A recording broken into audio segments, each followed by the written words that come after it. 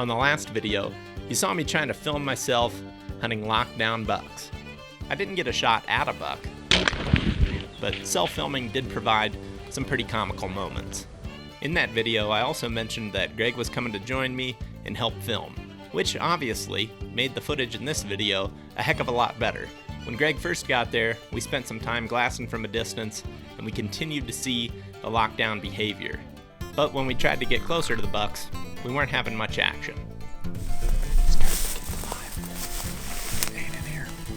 But after seeing some patterns, we decided to bust out the decoys with the hope that a buck would have an aggressive response and come into close range. Alright, it's the afternoon. This morning we had a pretty slow hunt. Didn't see anything really, but there were some duck hunters that were pretty close and that maybe affected things. Maybe we affected things, or maybe the rut just wasn't there today. So this afternoon, I'm trying a different spot. There's an edge down here that we're gonna go get along and put the decoy up, and we're gonna just be hunting closer to the river too. So hopefully with this hot weather, it's kind of got the deer tucked away in the shade and some of the cedars that are down there, and then just wanting to bed closer to water anyway. So it's kind of the theory, and because it's pretty calm today, we're just gonna go make a setup rather than try to do any spotting and then stalking. It kind of just seems like it'll be hard to make a move because it's been getting calm in the evenings, but today, even throughout the middle of the day, it's been pretty dang calm, so I can't imagine it's gonna be any better. That's our plan for now, and I'll talk to you once we get down in there.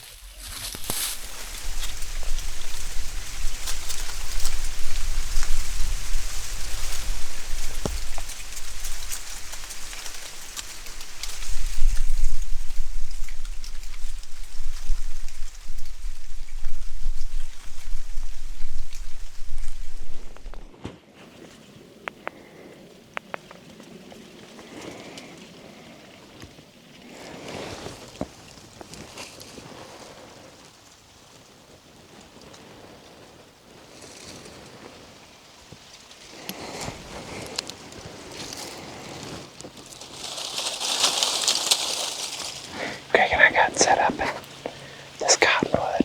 I got that Montana decoy, just the 2D decoy out there, maybe 15 yards to the left. The hope is if a deer sees it coming out of this edge that's to our right, it'll maybe try to meet it head on right here in front of us. And I've got it facing that edge. That way, when they come out of there, they hopefully see it pretty quickly. And it takes the attention off of us. Greg's standing and he's using this thick cottonwood as cover.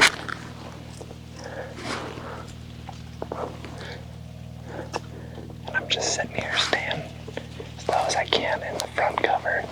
Kind of just push some dead sticks up and push some of these cottonwood branches down in front of me. So hopefully got enough cover. But also with the decoy, it should take some of the attention off of us.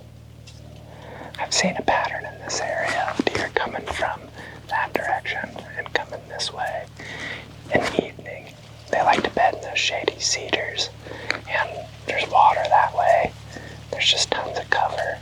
There's a lot of deer that utilize that as a bedding area, but then it seems like they like to come out into this more open stuff to feed.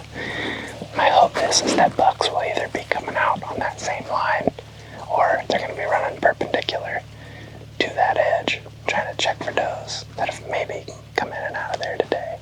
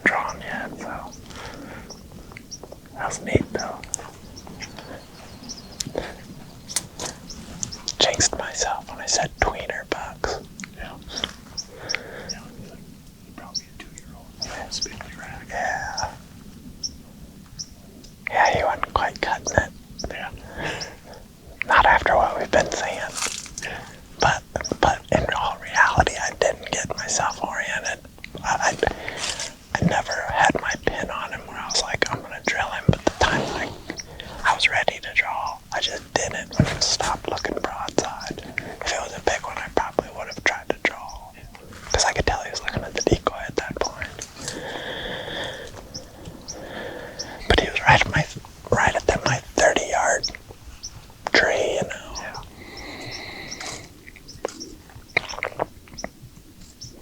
Yeah. I mean, like, so close to us without us. We not hear him. I don't know. There's a trail right there he was walking. I think there is. It looked like there was one going like this. When it registered what I was looking at, I was like, you know, he looked huge when I first saw antler because he was so close. I was like, oh no. I can't believe he didn't smell us either because I'm not sure what was going on there. every time I drop milkweed, it drops like 5 yards and I just never made it to it. Southerly winds all day tomorrow. Yeah. You could come in here. You could just try to come back in the morning, depending. Or I was just about to turn around and say, well, I said I guarantee we see a deer, and we about didn't. The last 3 minutes. Yeah. Still counts. Yeah. That's not what I consider a true pass, though. I never had my pin down. I mean, I could have maybe shot him quartering away, but that would have been tough. He was getting to be like mid-30s, quartered away hard, walking. I would, asking for trouble. yeah, I would. I never, it was too far at that point. I definitely couldn't have done that. Or if I did, it would have been a sling and a lucky shot. Well, that's cool.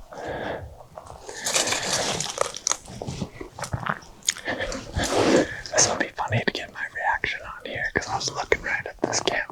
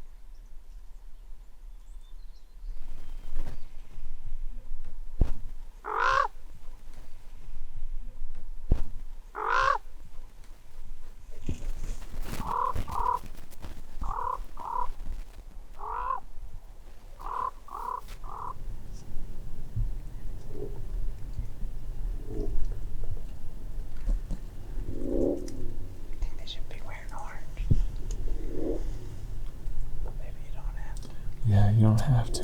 You don't? No, but you should.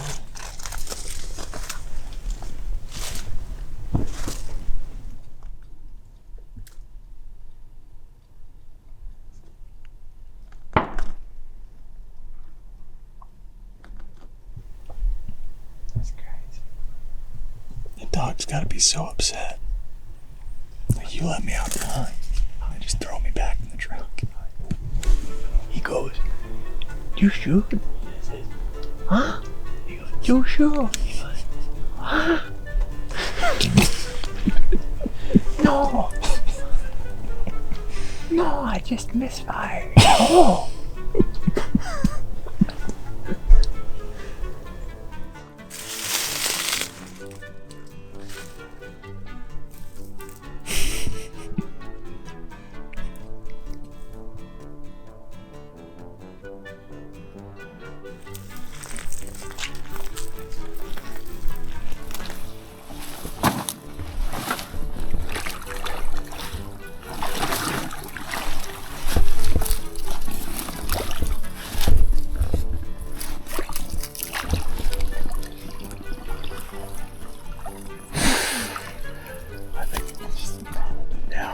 I think we're just getting wet. That's what it's gonna come down to.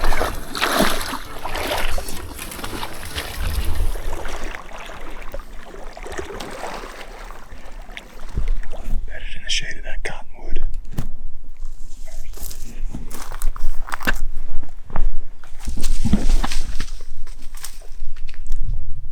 It's behind the cottonwood.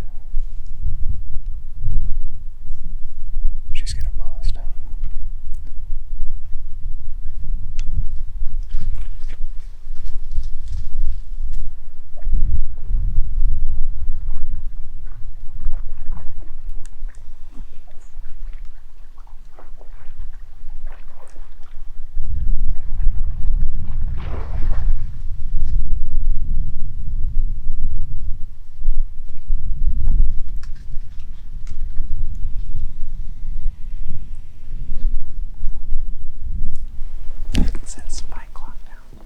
Yeah. Or forky or whatever it was. After we bumped those deer, we sat down and started glassing from a better vantage point. Even though we hadn't seen any deer from our setup that morning, we did hear what sounded like a buck chasing a doe, and the doe that we had just spooked appeared to have been locked down with a super small buck. By glassing from up above, we were able to make a really specific plan to get into a spot that we felt confident was close to where we had seen a buck cruising a couple nights prior. Good luck. See you on the other side.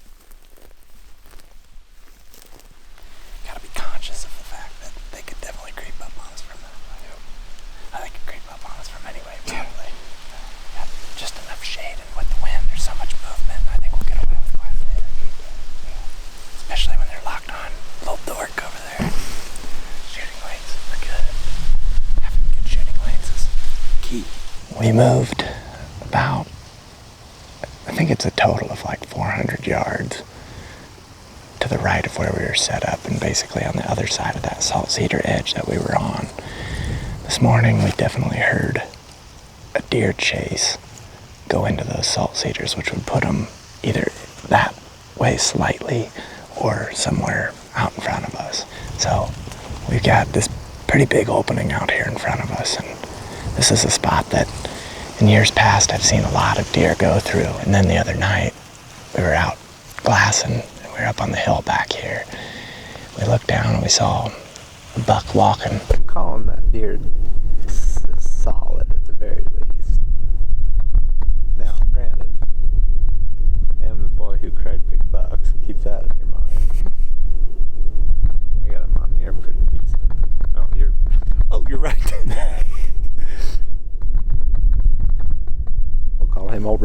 boy. Yeah, he's looking like I mean, you know how they get that look to them when they're out there about 17 mile. Kind of start getting that just like general. That boxy or rectangular look. When he puts his head up, there's just like darkness up there. That's when you know he's a nice 8. That's right. Man, you're really getting it now. That's the thing. There's a nice 8 with 10 points. There's a nice 8 with a broken beam. There's a nice 8 with real tall brow tines and 12 points. There's all kinds of nice 8s out there. But one of my ideas is there's a spot that I know we can get to. We can put that decoy up. Could never really tell what he was other than he looked like a pretty big-bodied deer. And he was just walking through the middle of this opening, and he'd kind of hit these cottonwoods and make scrapes.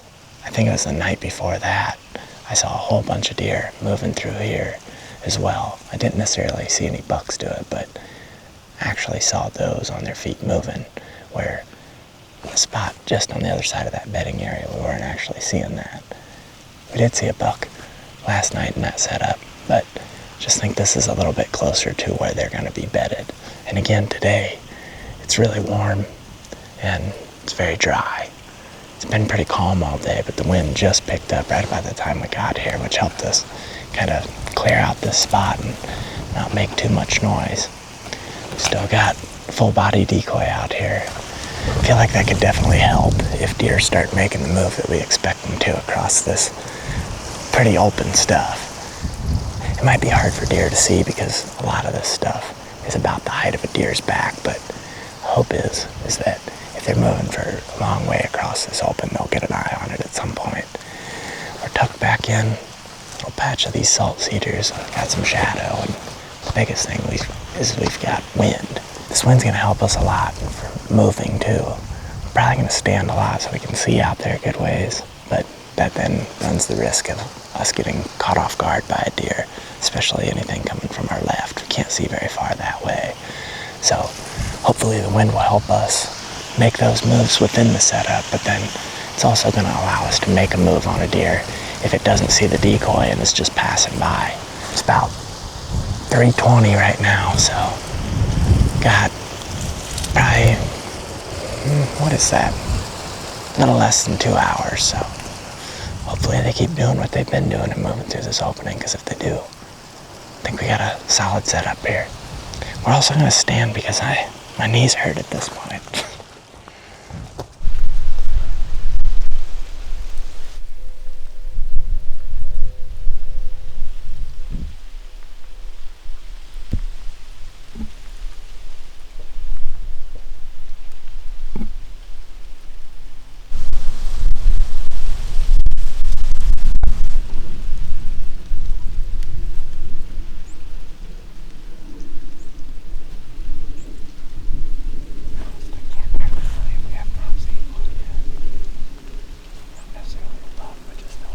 Right.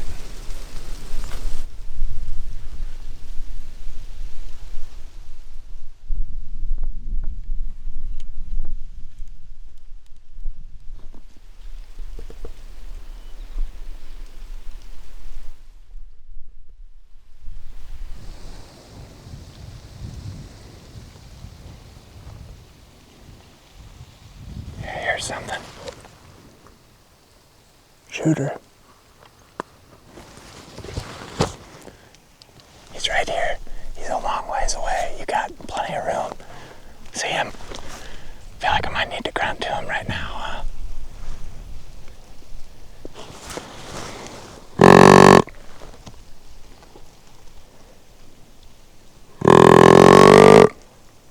Is he hearing it? Just he's right under the cottonwood. He's looking, don't move. Right under that cottonwood. Is he coming? Yes. Okay.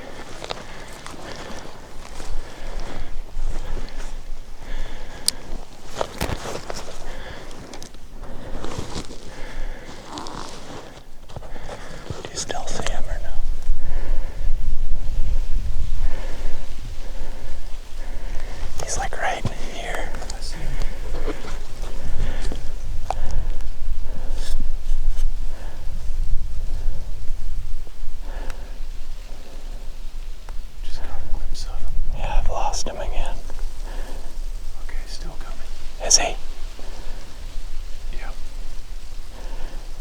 should grunt again just to... Going back to the right, isn't he?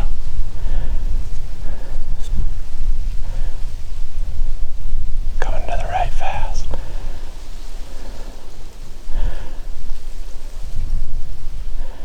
He's still pretty much coming here, yeah. He's coming.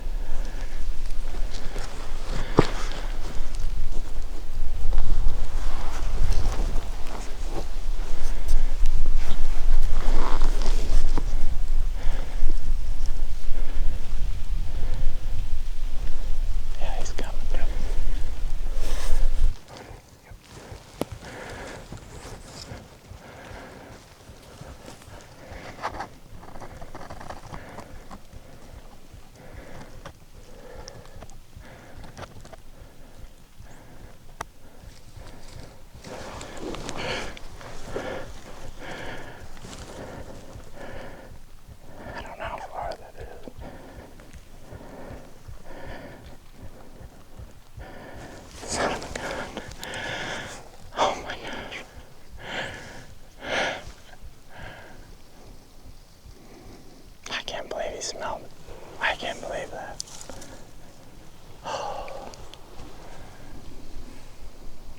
Son of a gun, dude. I mean, he just smelled the decoy. I don't think he even smelled us. And he really, yeah. He really peeled it too. I mean, I was like so close to getting a chance. I mean, he was like, whew. Well, let's not quite give up yet. Just, hurts. That was a tough one. Still got 10 minutes. Yeah. I've always said they can get bigger if you mope about the one that got away. Then you never know when you're going to look up and one comes the right way and does the right thing.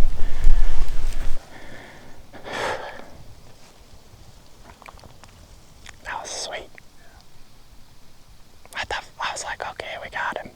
Like he's so close now. Decoy worked perfect, except for obviously they can get downwind of it. Yeah.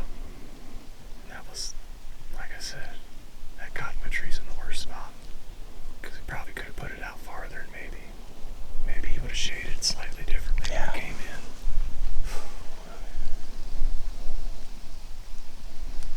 And then he jumped and like I said, I don't have enough ranges. I think he was probably right at 40, but at that point it just wasn't it. He was quartered away for me. I certainly could have in the right situation. It would have been a decent shot. It was too far not knowing when I was already at full draw. Well, the plan worked. That's a no-doubter for me every day of the week, every state of the country. Truthfully, I'm just happy we had something happen. Yeah. We'd been talking about close calls, and that was a close one. Pretty much had the plan work perfectly. The wind is just ever so slightly quartered this direction, and that gave him just enough room to circle the decoy downwind. I've just been sitting here saying to Greg a bunch, it's like, it's easy to beat yourself up in a moment like that, but the thing that I'm happy about is I don't feel like within this bubble right here, there wasn't any major mistake. It wasn't like the time I rattled a buck in and had my bow behind me, or drew at the wrong time and he saw me, or it was moving too much. I think those are the ones that get me the worst, where there's a certain point of it where it's it's out of your control, and yeah, it would have been nice if he would have seen the decoy over here. And maybe next time you learn to let him go a little further before you grunt, maybe, I don't know. But then he got out of earshot easily too. It's just, there's not really a whole bunch of things that I would even really do differently. Part of hunting, and certainly part of the decoy hunting. I think when you run a decoy, the risk is you've essentially got your scent extended out further. And that's exactly what happened.